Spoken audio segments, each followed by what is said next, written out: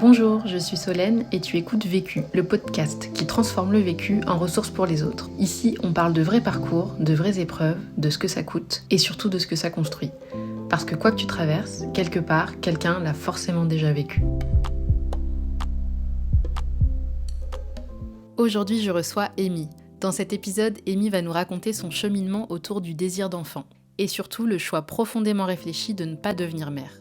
Elle va revenir sur ses relations amoureuses, son rapport à la maternité et sur la grande question qui s'est imposée à elle lorsqu'elle a rencontré un homme avec qui elle était très heureuse, mais qui ne voulait pas d'enfant. Ce que j'ai adoré dans cet échange, c'est toute la nuance qu'apporte Amy à ce sujet. Elle met des mots très justes sur l'ambivalence de sa situation et sur le fait qu'on peut avoir un désir d'enfant sans en faire un projet.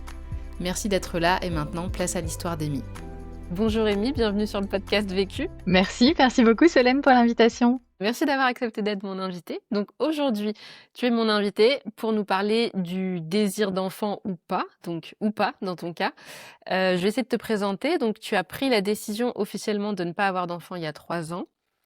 Et ce qui est intéressant dans ton parcours, c'est que tu te situes pas dans la catégorie des femmes qui ne peuvent pas en avoir physiquement, et tu ne te situes pas non plus dans la catégorie des femmes qui n'en veulent absolument pas et qui n'en ont jamais voulu. Et c'est ça qui est intéressant et dont on va discuter plus en détail aujourd'hui. Tu es un petit peu dans une ambivalence, enfin on va en parler, tu vas nous expliquer un peu tout ça. Mais avant ça, je veux bien que tu te présentes. Donc tu me donnes ton prénom, ton âge, ta situation de famille et ce que tu fais dans la vie. Merci beaucoup pour cette question et cette très belle présentation. Je m'appelle Amy, j'ai 42 ans, j'ai passé la barre des 40. J'habite au nord de Nantes et mon occupation, j'ai plusieurs casquettes, mais celle que j'ai envie de prendre aujourd'hui, c'est que j'accompagne des femmes qui sont dans l'ambivalence du désir d'enfant, donc celles qui ne savent pas si elles veulent ou pas des enfants. Donc, ce que j'aime bien faire au début des épisodes, c'est un petit peu parcourir ton enfance. Toi, t'as grandi où? Est-ce que t'as des frères et sœurs? Alors moi, j'ai grandi dans la région parisienne, dans une famille, je dirais petite bourgeoisie, assez classique, et avec un modèle familial aussi très très standard, très classique pour les années 80, 90, 2000, on va dire. Des parents qui sont encore ensemble, et un petit frère qui a 3 ans de moins que moi, donc 2 enfants, un garçon et une fille. Ok. Donc, toi, t'étais grande sœur. Ça, c'est intéressant. Moi, j'étais grande sœur. Avec aussi, j'ai vécu dans une famille où il y avait pas mal de, enfin, mes cousins proches étaient des cousins et pas des cousines. Donc j'étais la grande fille. Et puis ensuite, il y avait mon frère et 2 petits cousins. Et donc j'étais toujours un peu celle à prendre soin des autres. Alors, tu vois, je sais pas dans quelle mesure ça a bougé ou pas sur, sur mon désir ou non désir d'enfant, mais il y avait ça. Et puis il y avait les petits garçons. Alors moi, j'ai été éduquée vraiment dans les années 80-90, donc c'est quand même assez genré. Les petites filles, elles jouaient à la poupée. Je me rappelle que j'avais pas le droit d'aller faire du vélo toute seule dans la campagne, parce que, voilà, c'était dangereux, et que, j'étais plutôt invitée à, rester, à lire, ce que j'aime beaucoup, mais plutôt dans un mouvement, assez feutré, assez à l'intérieur, tu vois? Alors que, mon frère et mes cousins, c'était plus, on va aller, faire du foot, on va aller bouger, donc intéressant aussi de voir la manière dont l'éducation peut nous conditionner ou pas. Ouais, c'est clair. Ou pas, du coup, parce que on va dire que t'as eu une éducation qui pousse à devenir mère, je pense. Oui, je pense. En tout cas, ça faisait vraiment partie, tu vois? Ma grand-mère a eu, 2 filles. Ma mère, je pense qu'elle, elle a toujours, ce qui est intéressant, c'est qu'elle a toujours travaillé, mais elle a travaillé à côté. Donc elle a toujours, tu vois, donné des cours et cetera. Donc j'ai aussi vu dans mon modèle familial, un papa qui clairement était, à l'international, qui travaillait beaucoup et qui rentrait tard le soir et qu'on n'attendait même pas pour dîner. Donc ça m'a aussi porté dans mon, tu vois, le modèle de carrière que j'avais envie de faire. Et une maman qui, oui, s'occupait, des enfants, de la maison et cetera, mais elle travaillait aussi toujours à côté. D'accord. Et alors, est-ce que tu te souviens à cette époque, enfin, du coup, durant ton enfance, si Ouais. tu t'imaginais mère? Est-ce que tu voulais des enfants plus tard? J'avais envie d'être maman, je m'imaginais vraiment avec une petite fille, tu vois, comme un peu le reflet de ce que moi je vivais, à l'époque avec ma propre, maman. Ok. Et ensuite, niveau parcours scolaire et éducation supérieure, dans quoi tu t'es lancée? J'ai fait une école de commerce, un peu par, dépit, par défaut. Il y avait un peu cette voie-là et c'était la seule qui était disponible, et donc ouais, je me suis retrouvée en école de commerce un peu en décalage parce que moi j'aimais beaucoup, tout ce qui était littérature, art, réflexion sur soi. En école de commerce, on te vend, soit être, directeur financier, soit directrice marketing, et j'ai genré exprès les titres. Hem, bon, ça me correspondait pas particulièrement, tu vois? Donc je me suis retrouvée à faire D'accord. ça. Ok. Et ensuite, début de carrière, peut-être. Alors, est-ce que tu as eu des relations amoureuses à cette époque-là? On y vient, on y vient. Oui, Venons-en. petite pensée pour mon premier amoureux qui a été vraiment quelqu'un qui a beaucoup compté pour moi, qui est toujours franco-japonais, que j'ai rencontré au lycée, avec qui j'ai une relation de 7 ou 8 Ah ans, je ouais, quand dirais. même. Donc ouais, longue relation et qui m'a beaucoup ouvert sur les différences culturelles qu'il peut y avoir, notamment entre la France et le Japon. Ouais. Et moi, dans mon rapport à la relation amoureuse et puis au désir ou pas d'être mère, disons que c'était ce que je trouvais chouette. Enfin, dans mon couple idéal, j'ai envie de dire, je faisais des enfants qui pouvaient parler plusieurs langues. Donc là, c'était parfait. J'avais la personne dont j'étais amoureuse et puis qui était lui-même franco-japonais, donc qui pouvait enseigner le japonais à nos enfants. Ah, tu t'étais bien Puis projetée dans là, une je vie de m'étais bien famille avec lui. projetée. Absolument. Et en même temps, bah, tu vois, j'ai rompu, enfin, j'ai arrêté la relation parce que en vrai, quand je me suis confrontée à la réalité de cette relation à 25 ans, je me suis dit, mais en fait, j'ai pas envie de me marier, d'avoir des enfants. Pour moi, c'était tout dans une seule phrase. À 25 ans, j'ai envie de découvrir le monde, j'ai envie de faire autre chose. Et donc après, là, je suis partie à l'étranger. Et lui, en gros, il se projetait déjà dans une stabilité dans votre couple, c'est ça? Dès 25 Oui, ans, c'est ce qu'il voulait? oui. Ouais, ouais, ouais. Enfin, on en a pas reparlé. Si un jour il écoute ce podcast, je ne sais pas. Mais je pense que oui. Ouais, c'est le souvenir que t'en as en tout cas. En tout cas, c'est le souvenir que j'en ai, ouais. Et puis c'était un peu, tu vois, c'est un peu comme mes études, j'ai l'impression d'avoir un peu suivi le truc sans trop le questionner, sans trop réfléchir. Et puis je me suis dit, mais en fait, j'ai 25 ans. Est-ce que je veux vraiment ça, en fait? Est-ce que c'est ça ce que je veux, qui je suis? C'est ça qui a fait que je suis partie après vivre à l'étranger, enfin au Canada, mais parce que je me suis dit, en fait, j'ai envie de quoi et j'ai envie de quel type de carrière, j'ai envie de quel type de personnes autour de moi. J'ai un peu tout remis à zéro en me disant 25 ans, pour moi, ça représentait la liberté, ça représentait le moment où, tu vois, ça faisait déjà 2 3 ans que je gagnais ma vie. Donc, c'était quand même plus, putain, c'est confort. Ok, donc à 25 ans, tu t'es dit, j'ai envie de découvrir plein de choses, quoi. C'est pas le moment de me poser. Ouais, je me suis un peu dit ça. Je me suis dit, bon, en fait, Ok. soit je fais des enfants ou j'achète un appartement et puis je pars dans quelque chose, Ouais. soit je fais autre chose. Et t'as choisi l'autre option. Ouais, j'ai choisi l'option 2 d'aller vivre au Canada, donc j'ai tout plaqué. J'ai plaqué mon boulot contre tout le monde qui me disait, mais en fait, ça fait 2 ans et demi que t'es dans un job, il faut rester 3 ans dans un job pour que ce soit valorisé sur ton CV. Je dis, bah, je m'en fiche, enfin, on verra bien. J'ai rompu la relation et puis je suis partie assez rapidement. Et puis je suis partie à Montréal. Alors, et puis j'ai trouvé un job assez facilement. Donc j'ai trouvé un job à Montréal. Et t'as fait quoi Voilà. comme job alors? Alors, j'ai travaillé dans le conseil, un milieu très masculin, très ingénieur, avec des équipes quand même assez internationales. J'avais, bah, je sais pas, une dizaine de nationalités dans l'équipe. À ce moment-là de ta vie, tu dirais que t'étais carriériste? Ouais, je dirais que j'étais carriériste. J'ai un peu envie de redonner les lettres de noblesse à ce mot qui est souvent un peu, on dit ah t'es carriériste, ça veut dire que t'aimes pas les gens ou que tu vois tu vas pas, je sais pas, que c'est juste ça le travail au détriment de plein d'autres choses. Mais pour moi, être carriériste, c'est vraiment la capacité de se dire bah en fait j'ai envie de mener une carrière, en tout cas j'ai envie de donner une direction à mon travail. C'est plutôt comme ça que je le vois. Et c'est complètement compatible avec développer d'autres choses. Enfin, tu vois, j'ai développé des super Ouais, belles relations complètement. amicales au Canada. Donc pour moi, c'était ouais, pour moi c'est ça, c'est donner une direction à son travail. Et oui, j'avais Mm. envie de donner une direction à mon travail. Après, la direction que j'avais envie de donner n'était pas celle que l'entreprise voyait pour moi. Donc ce qui a fait que je suis partie. Mais en tout cas, c'était intéressant aussi d'un point de vue culturel dans les relations amoureuses. C'est quand même J'allais pas te demander justement, c'était comment, t'as fait des rencontres amoureuses là-bas?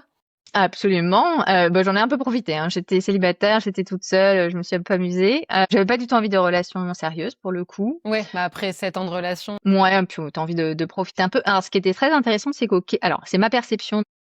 Je serais curieuse d'entendre d'autres personnes qui auraient pu vivre à l'étranger, mais au Québec francophone, c'est une société qui est enfin, qui est très matriarcale. Et donc, déjà, c'était assez agréable parce que, tu vois, côté travail, t'avais quand même énormément de femmes qui étaient à des postes de direction. Et en tant que femme, tu sentais pas du tout ton genre.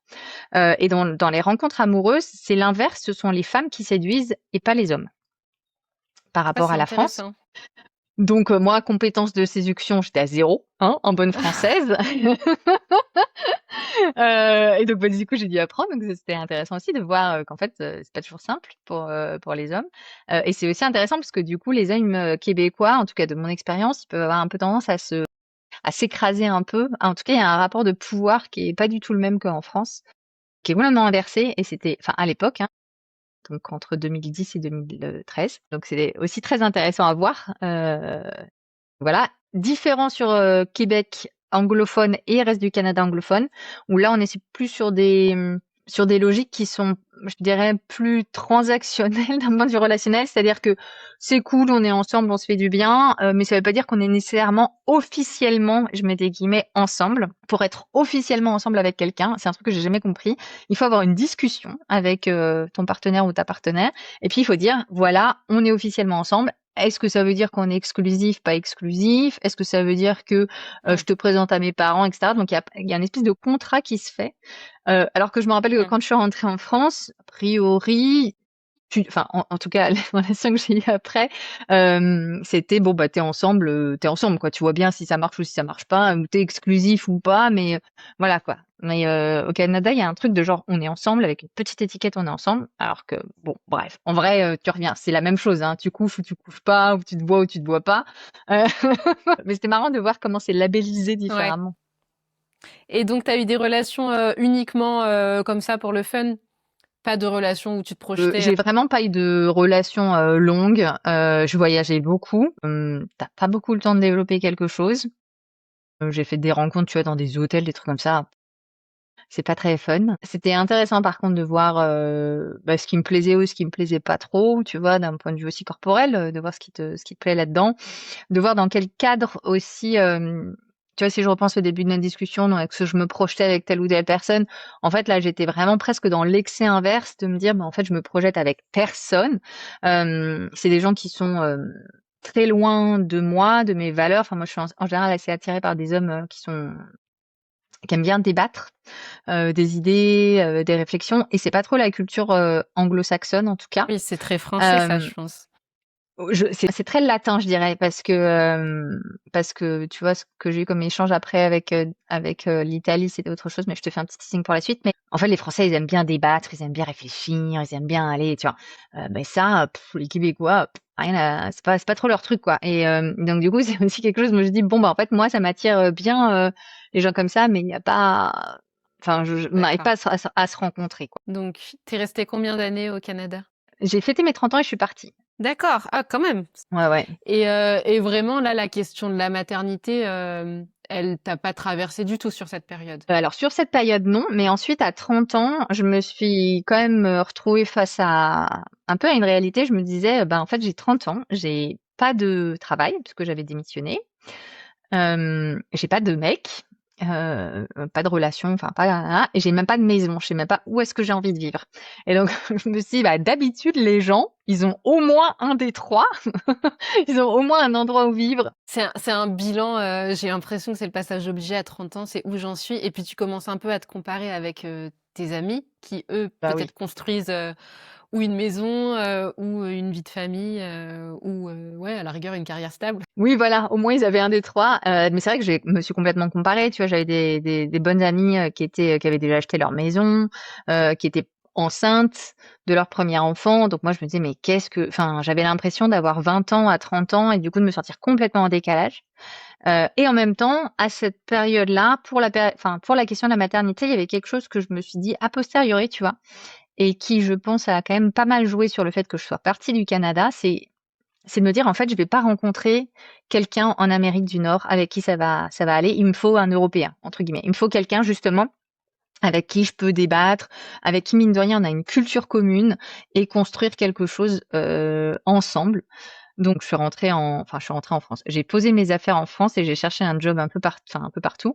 Mais j'ai eu une discussion à cette période-là avec un ami, euh, qui était un peu plus âgé que moi, je crois, sur justement la question d'avoir des enfants ou pas. Et en fait, moi, je lui disais, ben moi, je sais pas si j'en veux. J'ai 30 ans, parce qu'en fait, je me projette pas en faire toute seule. Ça, c'est clair que j'ai pas du tout l'énergie pour faire ça. Mais surtout, je me vois d'abord et avant tout essayer de rencontrer quelqu'un avec qui ça va bien, avec qui on s'entend bien. Et lui, c'était hyper intéressant parce que il avait pris la décision très claire de faire une vasectomie. Et donc, ce qui était assez innovant à l'époque, enfin, tu vois, c'était il y a plus de 10 ans. Et il en parlait vraiment de manière très, très spontanée en disant, bah voilà, moi, j'ai pas envie d'avoir des enfants. enfin voilà, j'ai pas envie de prendre ce risque-là non plus, ni de mentir à une relation amoureuse quelconque. Donc je fais une vasectomie. Euh, voilà. Donc ça m'avait aussi un peu questionné, tu vois, me dire est-ce que moi je fais quelque chose, où j'en suis. Et en fait, dans ma réflexion, c'était vraiment lié au couple. Ouais, d'accord. Oui, toi, ta priorité, c'était plutôt la relation amoureuse que construire une vie de famille. Tu voulais avant tout trouver la personne avec qui partager ta vie. Et en même temps, tu vois, juste après être partie du Canada, du coup, j'ai posé mes affaires chez mes parents en France. Et ensuite, je me suis dit, bon, je sais pas quoi faire de ma vie, donc je vais prendre 6 mois off pour réfléchir au sens de ma vie. Donc j'ai mis un peu d'argent de côté pour faire ça et je suis partie 6 mois en Italie. Et là, pour le Mhm. coup, en termes de relations amoureuses et de culture, c'est très loin de l'Amérique du Nord. On est dans une culture qui est plutôt catholique, hein. J'étais à Rome. On est sur assez classique, très latin. Pour le coup, la séduction, elle est portée pratiquement que par l'homme. Assez tactile aussi, ce qui sont pas du tout en Amérique du Nord. Donc très différent aussi. Et je me suis un peu retrouvée dans l'autre sens en me disant, je me rappelle avoir une relation avec quelqu'un au tout début quand je suis arrivée, et lui, c'était ça y est, il se voyait déjà avoir des enfants avec moi, quoi. Je disais: «Ah, attends, allez, 2 secondes, ça fait 2 semaines qu'on sort ensemble, tranquille, quoi». Donc tu vois, c'était aussi un et du coup, ça m'a remis, face à mon désir de: «OK, mais en fait, est-ce que je veux un couple pour une famille?» Parce que là, j'avais l'impression que c'était l'inverse, tu vois? Autant en Amérique du Nord, c'est très pragmatique, on s'entend bien et cetera et puis peut-être que et ça manque un peu de romantisme, de relation un peu, voilà.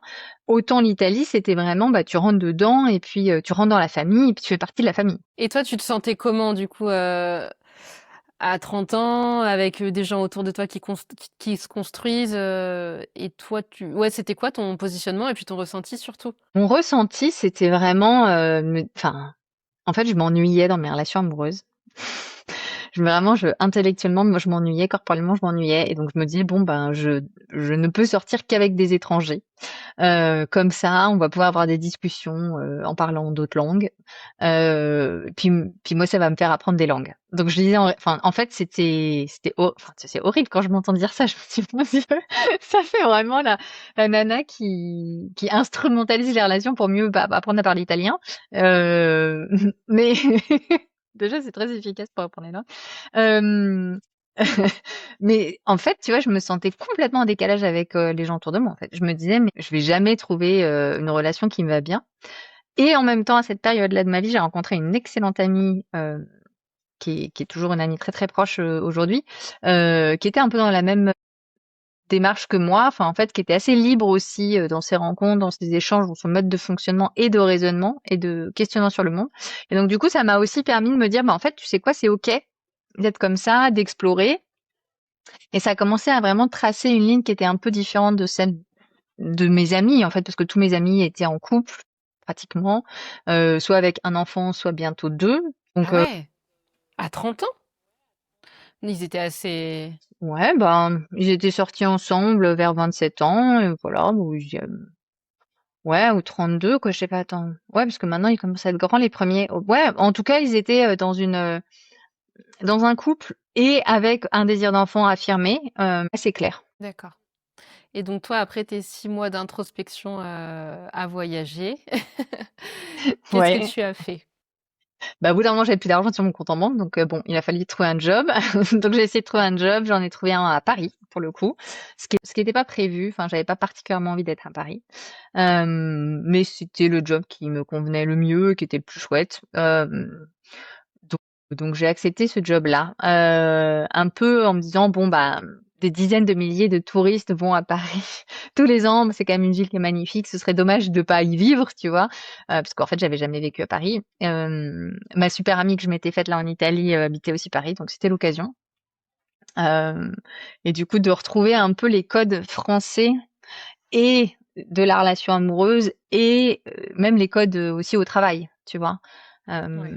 J'étais dans une grosse boîte où c'est quand même un peu tradit, un peu patriarcal comme mode de fonctionnement. Donc bon, voilà, comment est-ce que moi je me positionne? Et à ce moment-là, je me suis dit, bon, ma priorité, c'est de rencontrer quelqu'un avec qui je m'ennuie pas, tu vois, avec qui je D'accord, m'ennuie OK, pas. donc là, tu étais Ouais, vraiment dans une démarche de trouver la bonne personne. ouais, ouais. Et là, je me suis inscrite sur les apps. Alors, j'ai jamais réussi à m'inscrire très longtemps, mais je me suis dit bon ben, allons faire une expérience humaine et sociale. Et donc, j'ai fait quelques semaines. J'ai pas réussi à tenir plus longtemps sur des apps pour rencontrer du monde, ce qui s'est vraiment soldé par un échec cuisant à chaque fois.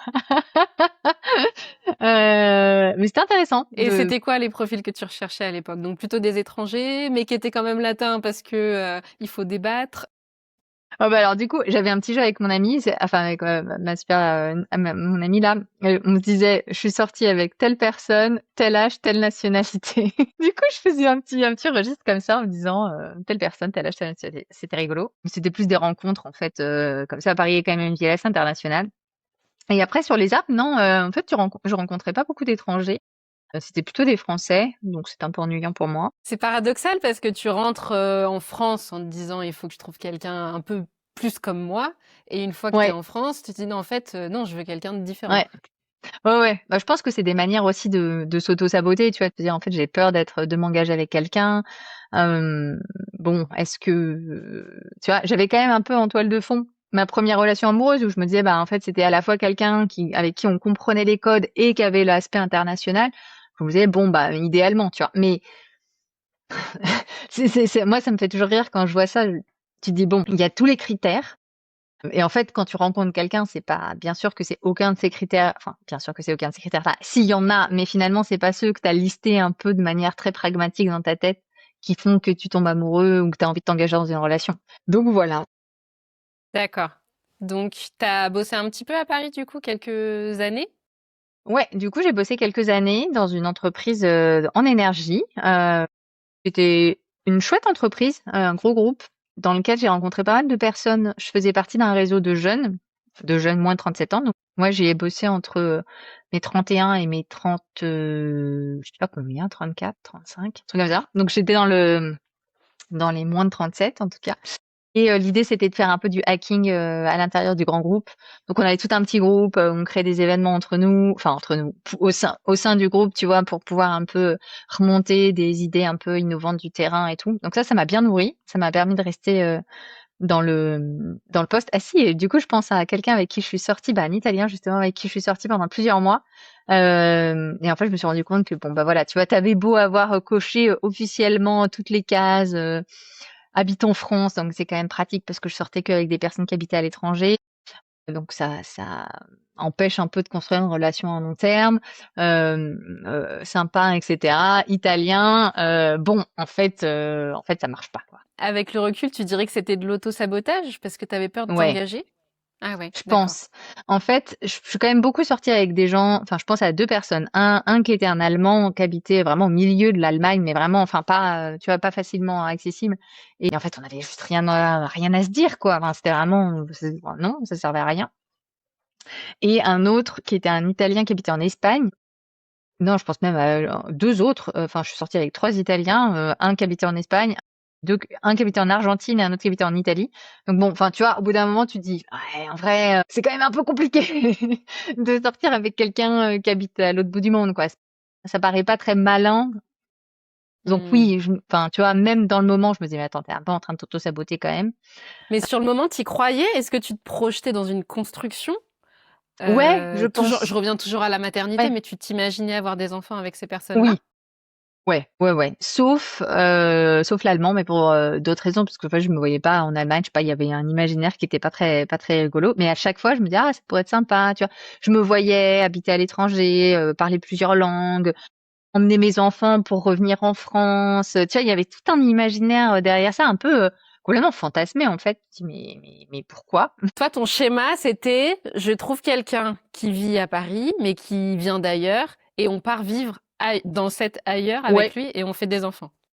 exactement. Ou je trouve à quelqu'un à Paris qui est de voyage à Paris à ce moment-là, mais qui n'est pas parisien, qui habite à l'étranger. Et donc, je rejoins à l'étranger. C'est merveilleux, tout est génial. Et donc, je fais des enfants. Et puis, une fois par an, je reviens. Mais n'importe quoi. D'accord. Là, dans notre discussion, je repense à une autre personne qui était à Vancouver, qui était hyper loin. Bref, enfin, je me dis, mais non. Et j'ai fait ça pendant quand même 2, 3 ans facile, hein. Tu te dis, bon, là, il va falloir que Puis à côté de ça, Ouais. tu as tous tes amis qui ont acheté leur maison, qui sont au premier enfant, potentiellement au deuxième enfant, et là, tu te compares un peu et tu te dis, mais, enfin, c'est à ce moment-là, je me suis aussi dit, mais en fait, je veux quoi? Et tu vois, dans ces moments-là, la maternité, elle était très évanescente, en fait. Elle était vraiment très, dans ma tête, elle était pas du tout ressentie, alors que pourtant, mes amis avaient déjà eu un premier enfant. Donc je me dis: «Ah, ça va être génial, je vais avoir un petit bébé contre moi et tout», et en même temps, j'étais pas du tout, enfin, pour moi, il y avait le couple. Ça faisait comme si ça faisait une barrière entre ça et la maternité derrière que je re-questionnais même pas, en fait. Mmh. Et donc ça a duré un certain nombre d'années. À quel moment est-ce que tu t'es vraiment posée et tu t'es posé des questions? Beaucoup plus tard peut-être? Est-ce que je vais Bah, trop vite dans l'histoire? en fait, je crois que je me suis pas posé de questions jusqu'à rencontrer mon compagnon d'aujourd'hui. Non, mais en fait, c'est vrai. Enfin, la petite blague quand je l'ai rencontré lui, c'est que j'avais fait toute une liste, tu vois. Donc, plus âgé que moi, idéalement étranger, voilà, pas ingénieur, parce que je voulais pas d'ingénieur, voilà, tac, tac, tac. Donc cette J'aimais liste-là, tu bien. avais quel âge? Quand la liste était vraiment à jour avec tous les critères? Bah, ça, c'est quand j'étais en train de m'amuser à sortir avec telle nationalité, mais OK. c'était une liste un peu, un peu enfin, tu vois, c'était ma liste Oui, idéale. Je oui, m'étais amusée à faire ça en me voilà. disant: «Allez». Tu restais ouverte sur les critères, j'imagine? Bah, ouais, et en même temps, je suis tombée amoureuse de quelqu'un qui était dans ma boîte, dans mon entreprise, ce que j'avais mis en veto total parce que tu dis tu travailles avec quelqu'un, ça rend pas une désastreuse idée. Plus jeune que moi, français, parisien, encore pire. Euh, voilà, et ingénieur. Quand vous vous êtes rencontrés, tu avais quel âge?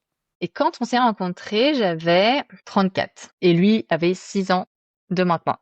Il a toujours de moins que Donc moi. Ouais. 28. OK. Ouais, très jeune dans ma tête. Je me suis dit: «Ouh là là!» Oui et non, parce qu'il est quand même dans un âge où tu peux commencer à penser à construire des choses quand même, 28 ans, je pense. Tout dépend de Ah la ouais, personne. mais tu vois, dans mon imaginaire, il y avait vraiment de moi, il faut que je ne suis sortie qu'avec des personnes plus âgées que moi. Il y avait vraiment D'accord. l'espèce d'imaginaire de l'homme est plus âgé, il gagne mieux, il va prendre soin de toi. Un peu Ouais. sous-jacent, hein. Je pense que là, je suis capable de te le dire de manière très très claire, mais je pense qu'à l'époque, c'était un peu ça. C'est bon, je vais sortir avec quelqu'un qui a déjà acheté quelque chose, qui a plus d'expérience de vie, qui a envie de se poser comme moi, et puis c'est parti, quoi.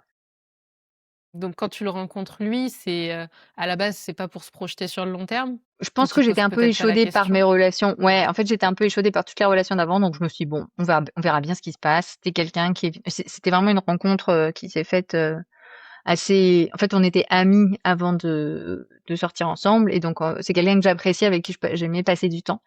Et donc je me suis retrouvée à tomber amoureuse de lui. C'était un peu, bah, enfin, c'était pas, et je pensais vraiment, enfin, je me rappellerai parce que je suis allée le voir et je lui ai dit: «En fait, j'ai très envie de t'embrasser», et en même temps, lui, il venait de se séparer de son ex-compagne avec qui il avait été puis pendant 7 ans, 6 mois avant. Donc non seulement il cochait aucun des critères, mais en plus, il venait de vivre une rupture. Donc je me suis dit: «Non, mais de toutes les façons, c'est pas un bon plan du tout. Il va me foutre un râteau, et puis on va rester amis avec un peu de chance, et puis on passera à autre chose, quoi». Et ben Mais non, toi, c'est pas tu ce avais eu qui un coup de s'est cœur pour lui, passé. du coup?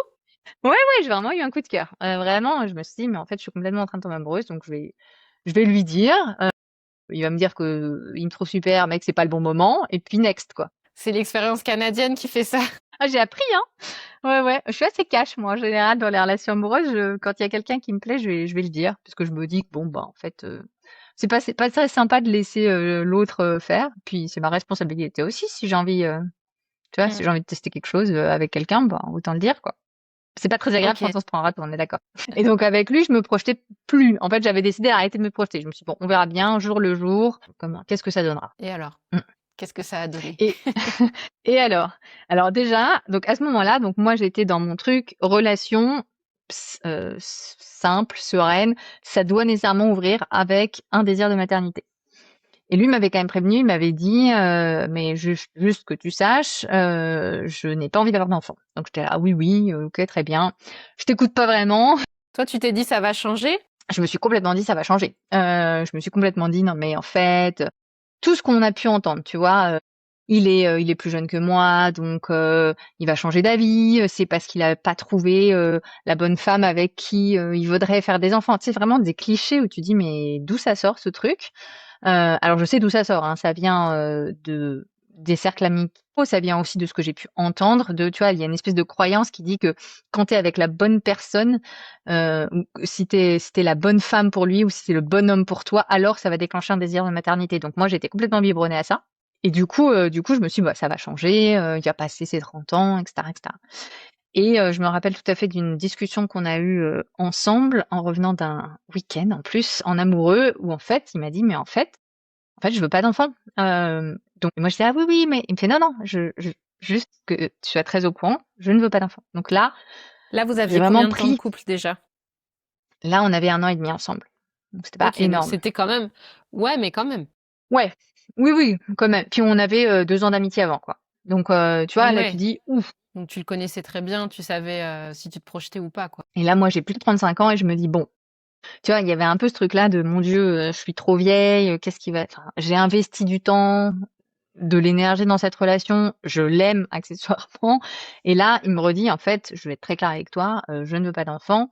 Euh, et, et, euh, et donc là, grosse crise. Donc là, grosse crise de couple. Vraiment, on a failli se séparer, hein, pour ce sujet-là.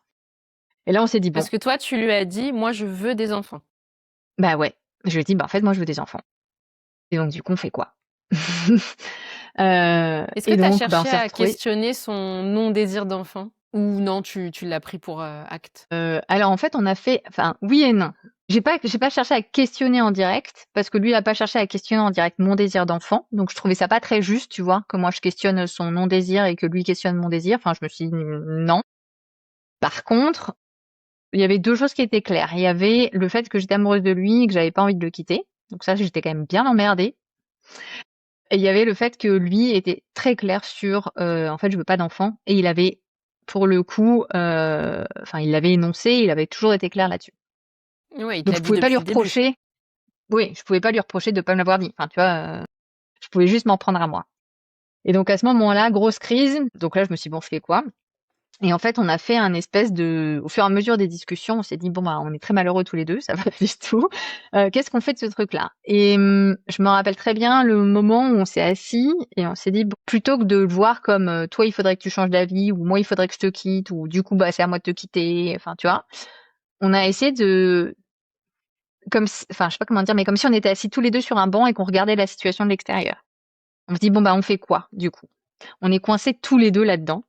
Et on a essayé de se faire une espèce d'alliance, une espèce de deal. On se dit, bon, là, on est en train de pleurer tous les soirs, ça va pas du tout. Enfin, moi, je dormais plus. Enfin, c'était horrible. Lui aussi, tu vois. On restait Parce que toi, habités tu te disais dans le même quoi? appartement, C'était mais quoi ton ressenti à ce moment-là? bah moi, je me disais, mais en fait, je me suis plantée. En fait, moi, mon désir de maternité se heurtait complètement. Enfin, mon désir de maternité fantasmé, tu vois, de ce que j'avais jamais questionné, en fait, de toutes mes représentations familiales, etc., se heurtaient à la réalité d'une relation amoureuse dans laquelle j'étais bien. Et donc, du coup, je me retrouvais coincée entre les deux, en mode, bah, je vais pas renoncer à quelque chose dans lequel je suis bien aujourd'hui pour quelque chose de fictif. Tu vois, il y avait une partie de moi qui comprenait pas ce truc-là, et en même temps, je me disais, mais je vais pas être épanouie en tant que femme si je rate ça.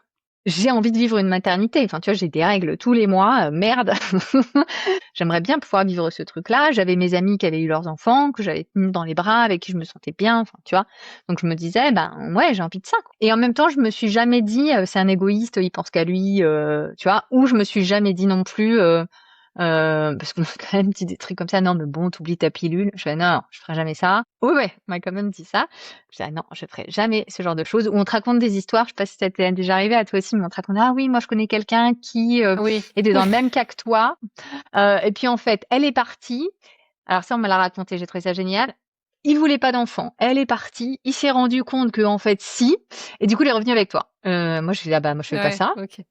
Oui, parce que ça voudrait dire que t'es pas sincère quand tu pars. Enfin, n'importe quoi. La Voilà. démarche, elle Mais est quand pas même. honnête, quoi.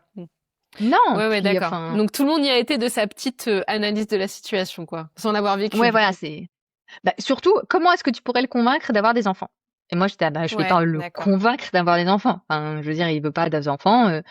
enfin, je suis qui pour le convaincre, tu vois? C'est comme si je savais mieux à sa place ou que je décidais, mais tu sais, c'est incroyable de tenir un enfant. Oui, mais c'est son choix. Enfin, je vais pas. Moi, j'ai envie d'être en couple avec quelqu'un qui décide avec moi. J'ai pas envie d'être en couple avec, tu vois, quelqu'un qui me fait pour faire plaisir, quoi. Enfin, En tout cas, depuis le début, je trouve que tu as vachement respecté son choix pour le coup, parce que tu jamais pas remis en question, mais questionné, tu vois. non, Aujourd'hui, beaucoup de gens demandent mais pourquoi tu veux pas d'enfant. C'est vrai qu'on demande oui, rarement pourquoi t'en veux. Mais toi, oui. tu lui as jamais posé cette question et puis t'as jamais cherché à le convaincre. Donc ça, je trouve ça admirable de ta part. Alors, j'ai pas cherché à le convaincre, mais je lui ai posé la question. Je lui ai dit, bah, pourquoi tu veux pas d'enfant? Il m'a dit, bah, en fait, j'ai pas envie d'avoir des enfants. Ok. Ouais, mais t'as pas creusé plus, c'est ça que je veux dire.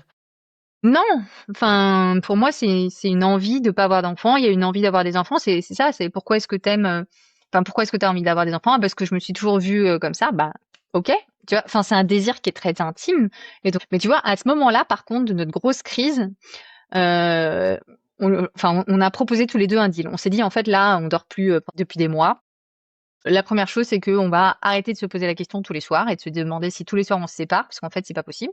Donc, on va se donner 6 mois où on se fout la paix. De toutes les façons, on est en galère, donc on se fout la paix et on arrête de remettre, tu vois, remuer le bordel tous les soirs. C'est pas possible. C'est dur pour toi quand même. Je trouve ça plus dur pour toi que pour lui, parce que toi, t'avais 35 ans, donc il y a une part de toi qui devait te dire, ouais, mais moi j'ai l'horloge biologique, la fameuse, qui Oui, avance, tu vois. oui, mais en même temps, pour moi, c'était très clair que je voulais pas partir de cette relation juste pour avoir hypothétiquement un enfant avec quelqu'un Ouais. d'autre que je n'ai pas rencontré et qu'on fait mes 10 années d'avant où j'ai quand même pas mal exploré la relation amoureuse et que je me suis vraiment retrouvée avec personne. Et dans les relations que j'avais eues avant, il y avait des hommes qui m'avaient dit ah ben enfin on pourrait faire des enfants ensemble. J'étais non. Oui, tu savais que, en tout cas, t'étais sûre de ta relation avec lui, quoi. J'étais sûre de ça. Et du coup, ce qu'on s'est dit, c'est on s'est fait un deal. On s'est dit on arrête d'en parler, mais par contre, moi j'ai besoin que toi tu puisses explorer ton désir d'enfant. Même si tu m'as dit que tu ne voulais pas d'enfant, je voudrais quand même que tu explores, que tu t'imagines ce que ça voudrait avoir des enfants pour toi. Et ça, je te laisse faire ton travail avec ton psy. Et moi, de mon côté, je vais faire mon travail avec mon psy, parce qu'on était tous les deux accompagnés, et heureusement d'ailleurs. Et ben, je vais explorer l'autre aspect que j'avais jamais exploré finalement. Est-ce que j'ai Mmh. non désir d'avoir des enfants et pourquoi je veux des enfants en fait. Mmh. Donc chacun, on fait notre boulot de tous les deux, de notre côté. Mmh. Et puis on se refait un point 6 mois après ensemble. Tu vois, donc et on se rappelait aussi pourquoi on était ensemble. Enfin, parce que le deal de 6 mois, ça nous a permis aussi de se dire, ben, en fait, là, c'est juste la crise tous les soirs. Enfin, il y a plus d'envie d'être ensemble, donc on a complètement, enfin, tu vois, cette question de l'enfant est venue complètement phagocyter la Ouais. relation. Et pour moi, il y avait vraiment cette image qu'il y a la relation qui porte un projet d'enfant. Mais s'il y a plus de relation, le projet d'enfant, il est un peu dans le vide. Et donc j'avais besoin qu'on se reconnecte aussi à la relation. Et alors, comment ça s'est passé, de ton côté? Alors de mon côté, donc moi j'ai fait un gros travail psy, il faut dire, de nombreuses séances pour explorer, en fait, d'où venait mon désir de maternité. Heu, Est-ce qu'il était fort ou pas? Et en fait, ce que j'ai réalisé, c'est que j'avais un désir de maternité, mais qui était pas très fort. Enfin, tu vois, moi je disais toujours: «Il y a la ligne et il y a une ligne non désir et désir» et moi je suis côté désir, mais assez proche de la ligne du milieu. Et mon compagnon a la même ligne, mais il est côté non-désir, mais assez proche de la ligne du milieu. Donc en fait, ça nous a permis aussi de nous rendre compte que finalement, on était tous les deux assez proches de la ligne du milieu et qu'on pouvait aussi plus se rendre compte de la réalité de l'autre. Ah, mais c'est intéressant parce que j'avais l'impression que tu allais dire: «Mon compagnon, il était très loin de la ligne du milieu», tel que tu présentais un petit peu vos échanges. Non, D'accord. non. Et du coup, ça nous a permis vraiment de discuter et de se projeter, tu vois. Je lui dis, alors après, moi, j'ai exploré plein de choses. Donc moi, je me suis dit, bah écoute, si toi, t'as pas envie et que moi, j'ai envie, je vais faire un enfant, soit en PMA, soit n'importe quoi. Et puis toi, tu restes vivre avec nous. Voilà, mais ce sera pas ton enfant biologique. Il me fait: «Non, non, non, mais en fait, ça, dans la réalité, tu enfin, je te vois avec un enfant, enfin, c'est pas possible, quoi». Donc lui, c'était non là-dessus, très clair aussi. Parce que En c'est un vrai, je schéma pense qui qu'il a eu existe, raison. ça. Ouais, Je l'ai déjà absolument. entendu, dans un podcast, il me semble, d'une femme qui avait pris Ouais, cette décision, ouais, d'avoir un ouais, enfant seul, mais en étant en couple. ouais. Mais en fait, je pense que de mon côté, c'était un peu enfin, pas, malhonnête, j'aurais envie de dire, parce que je pense qu'une partie de moi avait encore envie, avait envie de le convaincre, tu vois, si je suis très honnête avec moi-même, et en me disant bon bah en fait il va trouver ça tellement mignon que finalement il va l'adopter. Tu vois, je me disais bon, et en fait il m'a dit non non, en fait moi je peux pas, je ne veux pas ça. Donc bon, bah, si tu veux faire un enfant, bah vas-y, mais ce sera pas avec moi. Et dans notre deal aussi, il y avait aussi quelque chose qui était important. On s'est dit en fait, on va pas, chacun est responsable de ses propres choix, dans le sens où on est ensemble, on s'aime. Si tu veux partir, toi, Amy, parce que bah tu voudrais rencontrer quelqu'un d'autre pour faire un enfant, bah c'est ta responsabilité. T'es adulte, voilà. Si moi je veux partir, mon compagnon, parce qu'on lui a aussi dit non mais toi tu restes avec elle, mais en fait t'es qu'un égoïste, tu pourrais lui faire un enfant, enfin tu vois genre vraiment t'es vraiment pas cool quoi.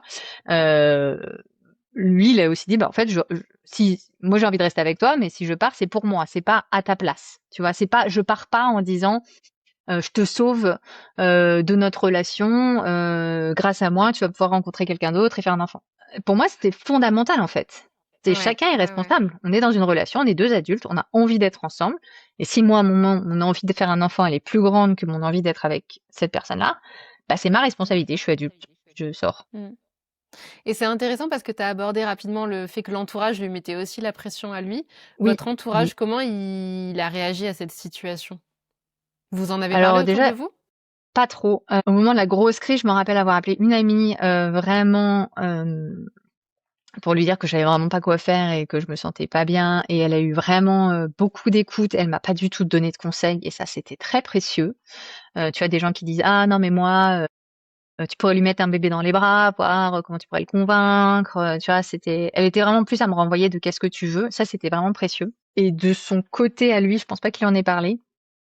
Mais par D'accord. contre, a posteriori, je me rappelle avoir parlé avec un de ses amis qui disait, mais en fait, tu le trouves pas égoïste comme ça de rester dans la relation alors que toi tu veux des enfants et que lui veut pas? Je dis ah ben si. Et en même temps, moi, je veux pas qu'il décide à ma place. Donc oui, il est égoïste et en même temps, ça me paraît normal qu'il le soit. Moi aussi, je le suis d'une certaine manière. Par contre, dans ma famille, Mmh. ma mère m'a quand même dit, est-ce que t'es sûre? Parce que moi, j'aimerais bien être grand-mère. J'étais là, oui, Est-ce que tu es sûre? Parce que moi, je suis pas sûre. voilà, c'est ça.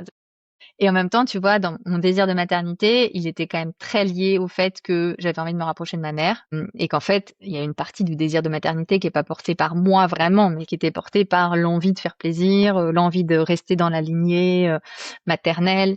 Et ça, du coup, le jour où j'ai réalisé ça, je me suis dit, mais en fait, est-ce que je fais un enfant pour ma mère ou est-ce que je fais un enfant pour moi? Enfin, si la réponse est pour ma mère, je m'arrête tout de suite, quoi. Donc ça, par contre, c'est compliqué d'en parler avec mes parents encore.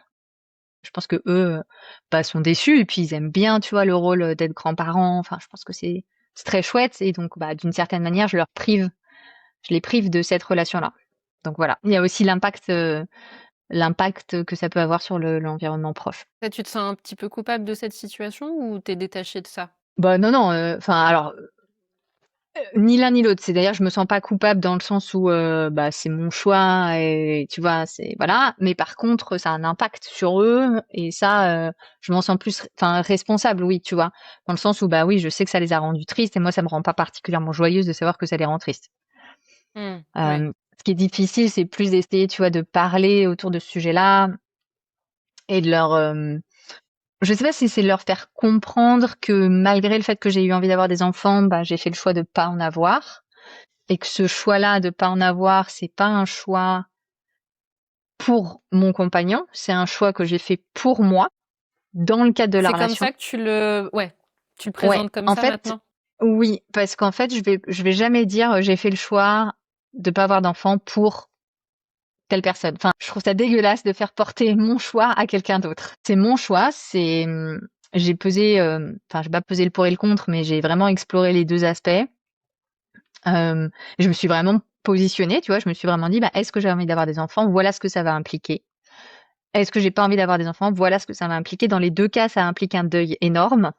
Enfin, tu vois, dans un cas, je choisis d'avoir des enfants, ça implique le deuil de ma relation amoureuse, ça implique potentiellement le deuil de rencontrer quelqu'un d'autre, potentiellement aussi de ne jamais rencontrer quelqu'un. Dans l'autre cas, je fais le deuil d'avoir des enfants, ce qui est quand même un gros deuil pour moi, donc ça me rend triste. Dans les deux cas, il y a un deuil à faire et d'être Mmh.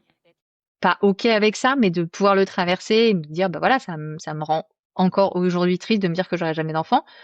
Et c'est OK. Et ça, c'est dur pour les gens de comprendre ça. Tu vois, ils me disent, mais en fait, je comprends pas. Si tu voulais des enfants, pourquoi est-ce que tu en as pas fait? Ben, parce que j'ai fait un choix qui est autre. Et les gens ont du mal à comprendre. Ils disent, mais je comprends pas, c'est quoi tes arguments? C'est pas des, enfin, c'est, je Ouais, sais je pas comment te comprends. dire, c'est des positionnements de vie et de me dire, bon, voilà, je renonce à ça. Mmh. Et en même temps, je sais à quoi je dis oui aussi, tu vois, je dis oui à plein d'autres choses. Donc aujourd'hui, on vit une vie qui, je pense, n'aurait pas été possible si on avait eu des enfants. Enfin, tu vois, c'est aussi, voilà, c'est aussi pouvoir prendre les deux aspects et de se positionner au milieu, sachant que les deux vont potentiellement impliquer un renoncement. Je reviens un petit peu en arrière, mais j'avais une question. Est-ce que pendant la période où vous avez tous les deux questionné votre désir ou non-désir d'enfant et que vous êtes accordés sur le fait que c'est la décision de chacun de rester ou de partir, est-ce qu'il y a une partie de toi, même inconsciemment, qui s'est dit je reste, mais je suis ouverte à rencontrer quelqu'un d'autre, peut-être, à explorer les deux aspects en même temps? Oui, je vois bien ta question, mais non, pour le coup, j'étais pas du tout. Et je suis très bien dans la relation et je crois au fait que si tu vois, de garder un peu les options ouvertes comme ça, c'est quelque chose que tu décides. Mais à partir du moment où je me suis dit, bah non, en fait, je m'engage là-dedans et c'est ça que je prends comme décision. Je me suis jamais dit, même inconsciemment, tiens, je pourrais rencontrer quelqu'un d'autre avec qui. Est-ce que tu te souviens du moment où tu t'es dit je prends la décision de rester avec lui et du Non. coup, non, d'accord. Non, en fait, c'est super dur. Il y a pas mal de personnes qui me demandent, mais alors à quel moment tu vois, t'as décidé comme s'il y avait un jour où tu t'es dit, bah voilà, c'est ce jour-là. Non. Alors je me rappelle très bien du jour où ça a complètement clashé entre nous. Je me rappelle des nombreuses discussions qu'on a eues au moment du clash et après, etc. Je dirais que cette décision, elle s'est faite progressivement. Et on s'est fait aussi accompagner, ça j'ai oublié de le préciser, on s'est fait accompagner en 2019, ouais, donc ça commence à faire un moment, sur ce sujet-là, parce que ça revenait aussi pour moi, j'étais pas claire, j'arrivais pas à savoir. Et voilà, c'était une discussion aussi qu'on n'arrivait pas à tisser ensemble par une psy. Donc là, tu avais quel âge à ce moment-là? 37. Ah oui, et si, un autre truc important, ça je pense que pour le coup, ça a énormément joué dans ma décision de rester avec lui et de prendre la décision que j'ai prise aujourd'hui, c'est que j'ai fait une préservation ovocytaire en 2017, à 37 ans du coup, parce que j'avais de l'argent de côté et que je savais pas. Bah voilà, je me disais bon ben, je suis pas encore sûre. A priori, je vais aller plutôt vers une vie sans enfant, mais je suis pas sûre de moi. J'ai envie de me rassurer, etc. J'avais un peu de sous de côté parce que ça coûte cher une préservation en Espagne, hein. Et donc je me suis dit ben, je vais faire une préservation ovocytaire. On verra bien, ça va me rassurer. Enfin, ça va me rassurer. C'était assez inconscient, mais ça va m'acheter un peu du temps. Et si un jour ça se passe moins bien avec mon compagnon et que je me rends compte qu'en fait j'ai fait une grosse bêtise, bah j'aurai ces ovocytes là. Hmm. Et donc, j'ai fait ma préservation ovocytaire, j'en ai parlé à personne, à part à Laurie, avec qui j'ai monté bah, devenir mère ou pas, qui elle m'a, parce que j'ai une phobie des piqûres, qui m'a aidé à faire des séances de sophrologie pour que je puisse faire mes propres injections d'hormones tous les soirs. Donc j'en ai parlé à Et à elle lui? et c'est tout. Et à lui, bien sûr. Ah oui, oui, bien Ouais, sûr. Il ok. était au courant. Il était là pour moi pendant tout le processus et le jour de la ponction arrive. En fait, je lui ai rien demandé pendant tout le processus. Je lui ai juste dit, bah voilà, j'aimerais bien que tu viennes avec moi pour le jour de la ponction en Espagne, donc à Bilbao. On habitait à Nantes, donc bah qu'on fasse tout le trajet ensemble, Nantes-Bilbao, en voiture ensemble. Est-ce que tu serais ok pour venir avec moi, même si t'es pas d'accord avec ma décision de faire cette préservation d'ovocytes et que pour toi, bah c'est pas, tu vois, il avait pas dit de manière tranchante, mais il avait dit, ben, moi, je comprends pas pourquoi tu fais cette préservation ovocytaire, parce que, bah, en gros, si t'as décidé d'être avec moi, tu sais que ce sera sans enfant, et donc ça sert à rien. Il l'a pas dit comme Hmm. ça, mais c'était un peu Ouais, lui, l'esprit. il se disait, mais donc c'est que tu projettes de me quitter, du coup. Il a dû se dire ça. Ouais, peut-être, je sais pas trop. En tout cas, pour lui, bon, tu vois. En tout cas, il me soutenait pas là-dedans. Enfin, il comprenait pas ma décision, mais par contre, il m'a soutenu dans le processus. Et donc, en fait, on est descendu en voiture ensemble. On était censé partager le trajet, etc. Bien sûr que moi, j'étais complètement bourrée d'hormones, j'étais incapable de conduire. Enfin, c'était pas possible. J'arrêtais pas de pleurer. Enfin, c'était horrible. Et il a vraiment été là pour moi les 72 heures, tu vois, à vraiment pouvoir être présent, etc. Au final, la ponction, je l'ai faite toute seule parce qu'en fait, lui, il fallait qu'il remonte la voiture, parce qu'après on se retrouvait à Paris pour faire une formation. Bref, ça c'était la pire idée de la terre, mais on n'avait pas trop le choix. Et voilà, tu vois, il était vraiment au soutien émotionnel, physique. Et a posteriori, on s'est tous les deux dit que pour le coup, s'il avait pas été là avec moi pendant cette préservation volontaire, potentiellement on serait plus ensemble aujourd'hui. Parce qu'en fait, c'était vraiment important pour moi. C'était important pour moi tu vois, ça me donne de l'émotion de le dire là, maintenant encore, parce que c'est vraiment, malgré le fait qu'ils ne comprennent pas et qu'ils soient pas pour ce sujet-là, eh ben, il a fait l'effort, enfin, pas juste l'effort, hein, c'était un soutien beaucoup plus fort que ça. Et il était là pour moi. Et en fait, je pense que pour le coup, inconsciemment, c'était un peu un test aussi pour moi, de lui demander, en fait, est-ce que t'es avec moi et est-ce que t'es OK, même si t'es pas d'accord avec mes choix, quoi. Et peut-être qu'au final, cette préservation ovocytaire et le fait qu'il te soutienne dans la démarche, ça t'a éloigné un peu plus du projet d'enfant, parce que ça t'a rapproché un peu plus de lui. Ouais, je pense que oui. Je pense que oui. Hmm. Et comment tu te sens aujourd'hui alors? Au regard de tout le parcours, avec le recul de tout ce que tu as traversé avec et sans lui, avec ce choix. Et ouais, et bah écoute, l'année dernière, j'ai reçu un coup de fil, enfin un mail de Ivy, la clinique chez qui j'ai fait ma préservation ovocytaire, parce qu'en fait en Espagne, tu payes pour une préservation pendant 5 ans. Et ensuite, ils détruisent tes ovocytes. Tu peux pas les donner parce que à 37 ans, t'es trop vieux, enfin t'es trop vieille. Comme donneuse en Espagne, ils ont pas mal de donneuses assez jeunes, donc sinon j'aurais donné mes ovocytes, je pense. Enfin, je suis sûre.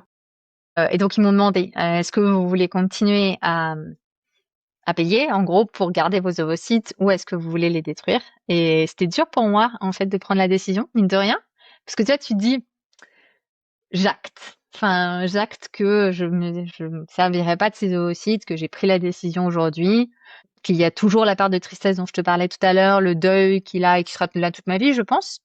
J'apprends aussi à vivre avec. Et ça veut pas dire que je suis pas heureuse des choix que je fais. C'est dire que les deux sont vrais en même temps. Tu vois, je suis à la fois triste de pas vivre ça et à la fois très heureuse de vivre autre chose. Donc je me sens sereine et je me sens vraiment à ma place aussi, d'avoir fait ce choix-là. C'est un choix qui est pas simple tous les jours, hein, parce que bah, pratiquement toutes mes amies ont des enfants. C'est quand même pas évident, bah ouais, ça, tu te coupes aussi de, tu vois, j'aurais bien voulu savoir ce que c'est une réunion de parents-prof. Peut-être que les parents diront, mais non, en fait, tu rates rien. Ouais, mais je sais pas, j'aurais bien voulu savoir ce que c'était. Bien évidemment, vivre un accouchement, ce genre de choses. Enfin, pareil, peut-être que des amis me diront, meuf, bof. Mais ouais, en fait, je me sens en puissance dans le choix que j'ai fait. Aussi parce que j'ai pris vraiment le temps d'y réfléchir. Et pas que dans la tête, tu vois, vraiment dans les tripes, de poser beaucoup des choses, d'en discuter beaucoup avec lui. Donc aujourd'hui, je me sens sereine et je me sens alignée avec ça. Mmh. Et ce serait quoi ton conseil pour une personne qui vit la même chose, donc qui est dans le même questionnement, que ce soit avec un partenaire qui veut pas en avoir ou même dans un autre schéma? Je pense que le conseil que je lui donnerais, c'est déjà d'essayer de pas trop écouter les conseils des autres personnes, parce que bah voilà, moi j'ai beaucoup souffert de ça, de tu devrais faire ci, tu devrais faire ça, tu devrais le convaincre, tu devrais te convaincre toi. Enfin, tu vois, il y a je pense que la première chose qui serait importante pour cette personne-là d'identifier, c'est, moi je dis souvent, on a plusieurs parties de nous à l'intérieur de nous, et quelles sont les parties de nous qui parlent. Tu vois, moi, mon désir de maternité, je me suis rendu compte que c'était surtout la petite fille en moi qui avait envie de faire plaisir à sa mère, quoi. Puis l'adulte, elle avait pas nécessairement envie de ça. Et donc, un peu d'identifier les différentes parties de nous qui ont envie, les parties qui ont envie et les parties qui n'ont pas envie. Et de laisser la place aux deux parties. Parce que, en fait, elles sont toutes les deux OK. Il y a une partie qui a envie, il y a une partie qui a pas envie. Et comment est-ce qu'elles peuvent se parler l'une et l'autre, tu vois, plutôt qu'il y en ait une qu'on taise un peu, là. Je pense qu'il y a de ça. Et après, l'autre chose qui est importante aussi, c'est une distinction que Isabelle Tillman propose dans son livre et qui nous aussi était très précieuse, et pour moi à titre personnel et aussi dans le programme, c'est la différence entre le désir et le projet. Tu vois, j'ai un désir de maternité, ou j'ai un non-désir de maternité. Dans mon cas, en tout cas, j'ai un désir de maternité, mais j'ai pas de projet de maternité. Et pour moi, c'était la distinguer aussi le désir ou le non-désir de ce qui va de ce que effectivement tu peux réaliser, tu vois. Parce que je pense à une amie qui est passée par des processus de PMA, qui avait un désir de maternité, qui n'arrivait pas à concrétiser son projet de maternité. Et je trouve ça aussi très douloureux et je trouve ça très rassurant de pouvoir aussi dire, en fait, je distingue les deux. Mmh. Et tu vois, je pense à toutes les femmes qui n'ont pas réussi à avoir des enfants pour plein de raisons, qui sont physiques, physiologiques, et qui ont ce désir, et finalement, on leur demande, ah, mais donc t'as pas d'enfant, soi-disant, t'en veux pas, ça peut être une souffrance énorme. Je trouve que cette distinction, elle est précieuse aussi. Puis elle est très vraie en plus, je trouve. C'est 2 choses différentes, le désir et le projet. Et puis le projet, il se concrétise ou pas, ça veut pas dire que le désir disparaît, quoi, comme tu le dis très bien. Mmh. Exactement. Et ma dernière question, c'était, pour quelle raison est-ce que tu as souhaité témoigner? Et puis la raison de la page que vous avez créée sur Instagram aussi. Eh ben, écoute, je reviens à ton introduction. Je pense qu'il y a pas beaucoup de femmes qui s'autorisent à dire, en fait, j'en veux, mais j'ai choisi de pas en avoir. Pas pour des raisons euh, euh, physiologiques. Enfin, tu vois, moi, je suis pas encore ménopausée, entre guillemets, voilà. Je pense que j'avais aussi envie de montrer qu'il y a plein d'autres possibilités de choix, d'échanges qui peuvent être possibles en dehors de la norme, de pouvoir ouvrir, en fait, cet espace entre le oui et le non. Pour moi, ça, c'est fondamental. Il y a l'indécision, le doute, la nuance, la réflexion, et tous ces espaces-là, ils sont complètement OK. Mmh. Et avec Laurie, là, sur devenir mère ou pas, notre objectif, c'est ça, c'est vraiment de pouvoir laisser le temps de se questionner. Tu vois, dans mon histoire, je me rends compte même en reparlant avec toi aujourd'hui qu'en fait, ça prend du temps à déplier toutes ces questions. Et aujourd'hui, on vit dans une société qui te demande t'en veux pas, ok, tu le fais dans combien de temps? Bon, je trouve ça d'une violence incroyable et de laisser aussi ce temps au doute, de réflexion. Enfin, tu vois, nous, on propose un programme qui est court. Souvent, les femmes, elles prennent beaucoup de temps, enfin, de réflexion derrière, de rééchange en couple ou cela. Et c'est OK de prendre ce temps-là aussi, malgré le fait qu'on te dise attention, tu vas bientôt être ménopausée, tu vois, et cette idée que, en plus, tu vas bientôt être ménopausée, mais tu sais pas quand. Donc, il y a une porte qui va se fermer, mais tu sais même pas quand. Donc, c'est hyper anxiogène. Donc, d'essayer de pas se laisser happer par les peurs, bah, tu vas regretter de pas avoir d'enfants. Oui, bah, peut-être que tu vas aussi regretter d'avoir des enfants, mais ça, c'est archi tabou et on n'en parle pas du tout. Euh, et pour moi, enfin, chaque choix implique, ben, des regrets potentiels. Une fois qu'on a dit ça, on n'a rien dit, quoi. Merci beaucoup pour ton témoignage, Amy. Merci beaucoup, Célène. Merci pour l'invitation. C'était un plaisir d'échanger avec toi. Merci beaucoup à Amy pour son témoignage. Et si vous vivez une situation similaire, sachez que vous n'êtes pas seul. Quelque part, quelqu'un l'a déjà vécu. À très vite pour un prochain épisode de Vécu. Et si toi qui écoutes ce podcast, tu as aussi traversé une épreuve de vie difficile ou forte et que tu aimerais venir m'en parler, n'hésite pas à me contacter. Tout est indiqué dans la description de l'épisode. Et si cet épisode t'a touché, aidé ou même inspiré, pense à le noter 5 étoiles et à me suivre sur Instagram. Merci encore d'avoir écouté Vécu et à très bientôt.